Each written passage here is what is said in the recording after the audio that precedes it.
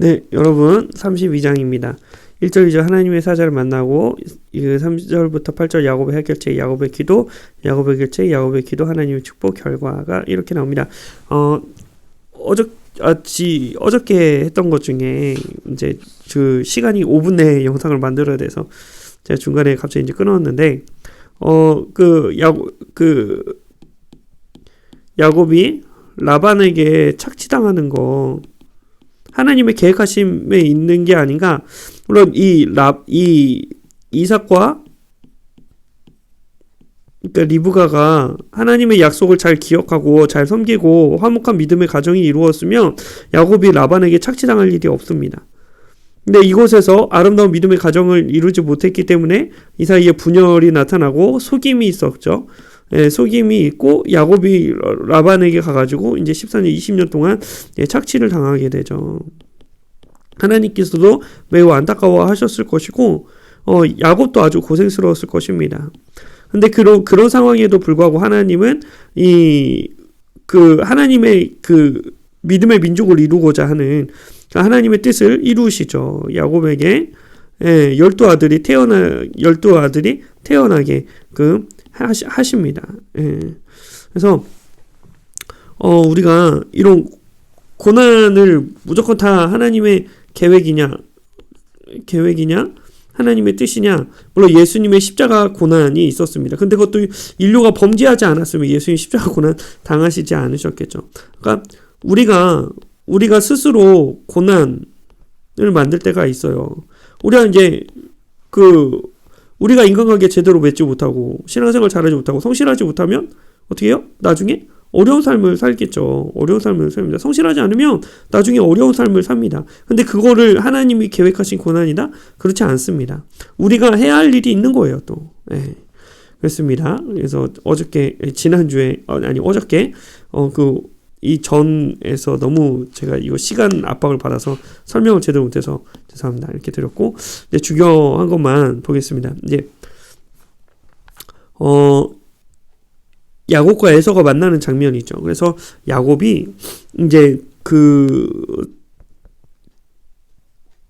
하나님과 씨름했다고 얘기를 합니다. 그래서 이제 어떤 사람인지 모른다고 얘기를 했지만, 어떤 사람인지 모른다고 하지만, 야곱은 이 브니엘이라고 하는데, 브니엘이 내가 하나님과 대면하여 보았으나 라고 얘기를 하고 있어요. 그래서 이제 하나님 혹은 하나님의 천사와 씨름을 했다고 이제 생각을 합니다. 그래서 중요한 건 이제 하나님 혹은 하나님 천사가 이제 이스라엘이란 이름을 주셨는데 뜻은 뭐냐면 하나님과 및 사람들과 겨루어 이겼습니다. 이거 본문을 우리가 어떻게 해석을 하면 그럼 겨루어 이겼으면 야곱이 하나님보다 더 세냐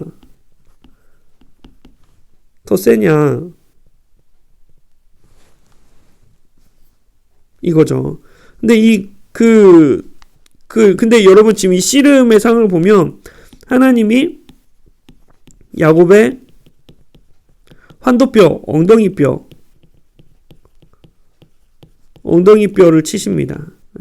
그럼 이 엉덩이뼈는요, 여러분, 제가 엉덩이뼈 다쳐보지 않아서 모르겠지만, 이 신체의 균형이거든요, 균형을 잡는 거예요. 근데 엉덩이뼈가 지면 이제 힘을 못 쓰는 거예요, 힘. 이 다리도 절어야 되고, 그 불편함을 가지고 계속 살아가야 하는 거예요. 그럼 이게 과연 하나님과 싸워서 이긴 겁니까? 그렇지 않죠.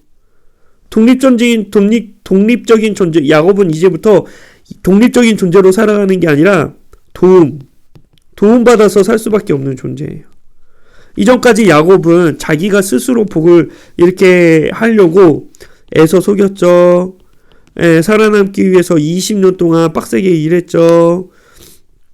자기가 할 수 있는 최선을 다해서 자기 안에 복을 유지하려고 했다고요. 근데 이 사건 이후로 이제 야곱은 힘조차도 못 쓰는 거예요.